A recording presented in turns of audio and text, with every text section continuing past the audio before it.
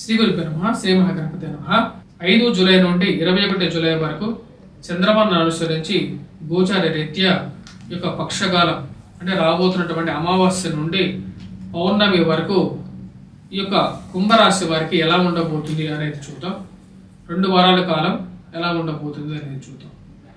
ఇక 15 రోజుల కాలంలో పక్షకాలంలో ముఖ్యంగా మనం గమనించినట్లయితే రవి యొక్క అనుకూలత అనేది వీరికి 16వ తారీఖు నుండి బాగా కలిసి వచ్చే విధంగా ఉంది. జన్మరాశిలో శనిగ్రహ సంచారం, ధనస్థానాల్లో రాహుగ్రహ సంచారం, అష్టమంలో కేతువు ఈ రాశి వారికి. అదేవిధంగా తృతీయంలో కుజగ్రహ సంచారం అనేది జరుగుతున్నది. అది చతుర్థంలోకి మారబోతున్నది. పంచమంలో ఉన్నటువంటి రవి షష్టమంలోకి మారబోతున్నాడు 16వ తారీఖున. గురువు ఈ రాశి వారికి చతుర్థంలో ఉన్నాడు.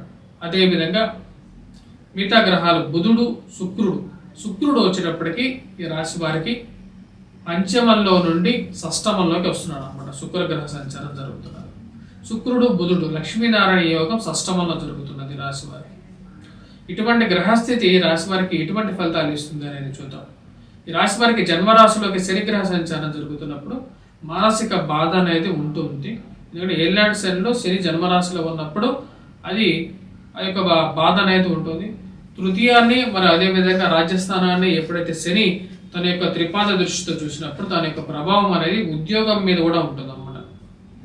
ఉద్యోగం మీద ఉంటుంది, అదేవిధంగా ధైర్యం మీద కూడా ఉంటుంది. ధైర్యం కోల్పోవటం అనేది కూడా జరుగుతుంటుంది. కొంచెం జాగ్రత్తగా ఉండండి. కొన్నిసార్లు మూర్ఖత్వంగా కూడా బిహేవ్ చేయడం జరుగుతుంటుంది. అది మీకే చెడు చేసే విధంగా ఉంటుంది.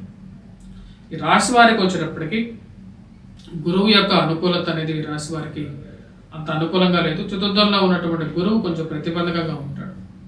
కాకపోతే శని తన స్వగృహాన్ని నాశనం చేసుకోడు కాబట్టి జన్మరాశిలో ఉన్నప్పుడు మరీ అంత ప్రభావాన్ని చూపించదు. కాకపోతే మానసిక చింత అనేది వెంటాడుతూ ఉంటుంది. ఏ ప్రాబ్లం లేకపోయినా సరే ఏదో ఒక మానసిక బాధ అనేది వెంటాడుతుంది. అది శని యొక్క ప్రభావం అన్నమాట. జన్మ రాశిలో శని సంచారం జరుగుతున్నప్పుడు మీరు ఖాళీగా 10 నిమిషాలు కూర్చున్నా సరే అది మీకు ఏదో ఒక రకమైనటువంటి మానసిక చింతని కలిగిస్తూ ఉంటుంది. దీనికి పరిహారంగానే చెప్పడం జరిగింది. గత వీడియోలో కూడా శని యొక్క మార్పు వక్ర దృష్టిలో కూడా నేను కరెక్ట్గా చెప్పాను అనమాట. శని వక్రత్వం జరిగినప్పుడు ఎటువంటి ఫలితాన్ని ఇస్తాడు అనేది నేను క్లియర్గా ఎక్స్ప్లెయిన్ చేయడం జరిగింది. ధనస్థానాల్లో ఉన్నటువంటి రాహు, అష్టమంలో ఉన్నటువంటి కేతువు జీవిత భాగస్వామి ఆరోగ్య సంబంధితమైన విషయాల్ని, అధికమైనటువంటి ఖర్చుని, గృహంలో ఏదో ఒక విధిని కలిగిస్తూ ఉంటాడు. ఈ రాశి వారికి వచ్చినప్పటికీ గురువు అంత అనుకూలమైనటువంటి ఫలితాలు ఇవ్వట్లేదు. కానీ ఈ రాశి వారికి తృతీయంలో ఉన్నటువంటి కుజుడు యోగ్యకారకుడు అన్నమాట. రాబోతున్నటువంటి పరిస్థితి 12వ తారీఖు వరకు తృతీయంలో ఉన్నటువంటి కుజుడు యోగ్యకారకుడు. కానీ చతుర్థంలోకి 12వ తారీఖున ఎప్పుడైతే గురువుతో కలుస్తున్నాడు కుజుడికి గురువుకి వచ్చేటప్పటికి మిత్రత్వమే ఉంది. కాకపోతే కుజుడు ప్రతికూలమైనటువంటి ఫలితాలు చతుర్థంలో ఎక్కువగా ఇస్తూ ఉంటాడు. శని అర్ధాష్టమ శని ఎటువంటి ప్రభావం ఇస్తాడో అటువంటి ఫలితాన్ని కుజుడు చతుర్థంలో ఉన్నప్పుడు ధనక్షయకారకుడుగా మారుతాడు. డబ్బును సమయానికి ఉంచకుండా ఏదో విధంగా ఖర్చు అయ్యే విధంగా చేస్తూ ఉంటాడు. కాబట్టి జాగ్రత్తలు తీసుకోండి. ఈ రాశి వారికి వచ్చేటప్పటికి మనం గమనించినట్లయితే పంచమంలో ఉన్నటువంటి రవి యోగకారకుడు కాదు. కాకపోతే 16వ తారీఖు నుంచి వీరికి టైం అనేది మళ్ళీ బాగుంటుంది. కాకపోతే 12 నుంచి 16వ తారీఖు మధ్యలో ఉన్నటువంటి 4 రోజులు చాలా చాలా ముఖ్యం. ఆ టైంలో అధికమైనటువంటి ఇన్వెస్ట్మెంట్స్ అనేది చేయదు. ఈ 4 రోజులు జాగ్రత్తగా ఉండండి. ఎందుకంటే ఏదైనా ఒక ప్లానెట్ అయినా సరే గోచారంలో బాగున్నప్పుడు ఆ యొక్క గోచార రీత్యా అది యోగ్యాన్ని ఇస్తుంది. ఇప్పుడు ఈ రాశి వారికి 12వ తారీఖు వరకు కుజుడు యోగ్యకారకుడు, 16వ తారీఖు నుంచి రవి మంచి స్థానంలోకి వెళ్తున్నాడు. కాబట్టి ఆ టైంలో కొంచెం జాగ్రత్తగా ఉండండి. శుక్రుడు, బుధుడు కలిసి వీరికి షష్టమంలో అనుకూలమైనటువంటి స్థానంలో ఉన్నాడు. డబ్బు సమయానికి ఏదో విధంగా వచ్చి చేరుతుంటుందనే నమ్మకాన్ని ఇవ్వగలుగుతాడు అనమాట. బుధుడు, శుక్రుడు షష్టమంలో సంచారం చేస్తున్నాడు. పంచమంలో ఉన్నటువంటి రవి షష్టమంలోకి ఎప్పుడైతే మారుతాడో ఇది అనుకూలమైనటువంటి ఫలితాన్ని ఈ రాశి వారికి రాగలుగుతుంది. అనుకూలమైనటువంటి ఫలితాలు పొందడం అనేది జరుగుతుంది. షష్టమంలోకి ఎప్పుడైతే రవి వస్తాడో సంఘంలో గౌరవము, గుర్తింపు ఉన్నటువంటి వారితో సయోధ్య అనేది ఏర్పడగలుగుతుంది. మరియు అదేవిధంగా ఇది విద్యార్థులకు కూడా అనుకూలమైనటువంటి ఫలితాలు ఇవ్వగలుగుతుంది. ఓవరాల్గా వచ్చేటప్పటికి దూర ప్రాంత ప్రయాణ సంబంధితమైన విషయాలు అనుకూలంగా ఉంటుంది. ప్రమోషన్స్, ఇంక్రిమెంట్స్, నూతన ఉద్యోగ ప్రయత్న సంబంధితమైన విషయాల్లోనూ సానుకూలత అనేది పొందగలుగుతారు. మీ యొక్క పై ఉన్నతాధికారుల యొక్క మన్ననలను పొందగలుగుతారు. ఇదంతా ఓవరాల్గా వచ్చినప్పటికీ రాబోతున్నటువంటి జూలై 16 నుంచి కూడా ఆగస్టు 16వ తారీఖు వరకు కూడా అనుకూలమైనటువంటి ఫలితాలు ఇస్తుంది.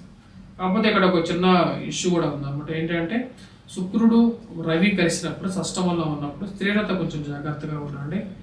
అనవసరమైనటువంటి వైరాలకు అంటే గొడవలకి పోవద్దు, దూరంగా ఉండండి, కొన్ని జాగ్రత్తలు తీసుకోండి. పాయింట్లెస్ బేస్లెస్ ఇష్యూస్ గురించి ఎక్కువగా డిబేట్ చేయొద్దు, దానివల్ల మీకే తలకాయ నొప్పిగా అవుతుంది. వితండవాదం ఒక్కోసారి వినాశనానికి కూడా దారి తీస్తుంటుంది. కాబట్టి ఆ విషయాన్ని అక్కడికక్కడ వదిలేసేసి నెక్స్ట్ ఇష్యూకి వెళ్ళిపోతూ ఉండండి.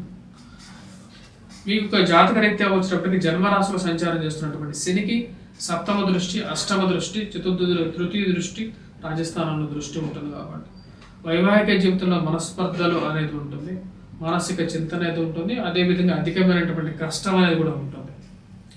కష్టం నుంచి బయటికి రావాలి అంటే మీరు వెంకటేశ్వర స్వామి ఆరాధన చేయాలి. ప్రతి శనివారం నాన్ వెజిటేరియన్ డ్రింక్స్కి దూరంగా ఉండాలి. ఇవన్నీ చేయగలిగితే సానుకూలంగా ఉంటుంది. ఈ రాశి వారికి మనం గమనించినట్లయితే ఓవరాల్గా బాగానే ఉంది. మొదటి వారంలో కొంచెం సామాన్యమైనటువంటి ఫలితాలు ఉన్నప్పటికీ కూడా రెండో వారంలో కూడా కొంచెం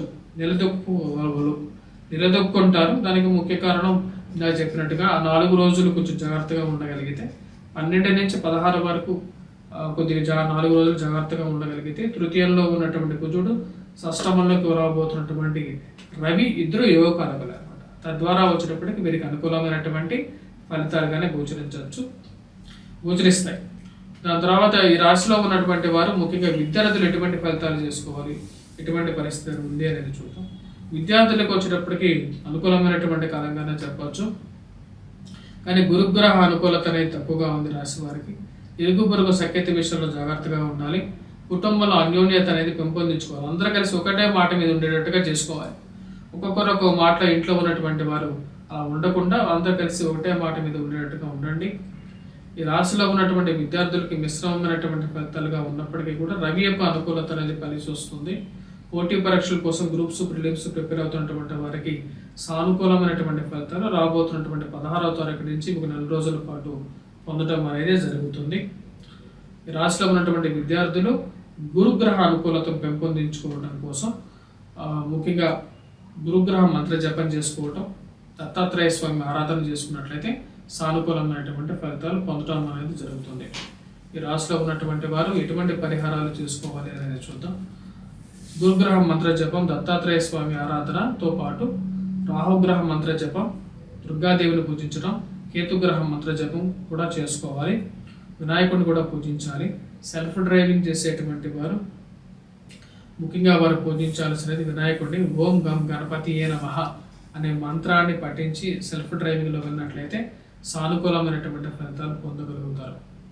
రాశిలో ఉన్నటువంటి రాజకీయ నాయకులు సానుకూలమైనటువంటి ఫలితాల కోసం సూర్యారాధన చేయాలి. సూర్యుని ఎక్కువగా పూజించాలి. అర్ఘ్యాన్ని సమర్పించాలి. సూర్య నమస్కారాలు చేయాలి. స్వస్తి.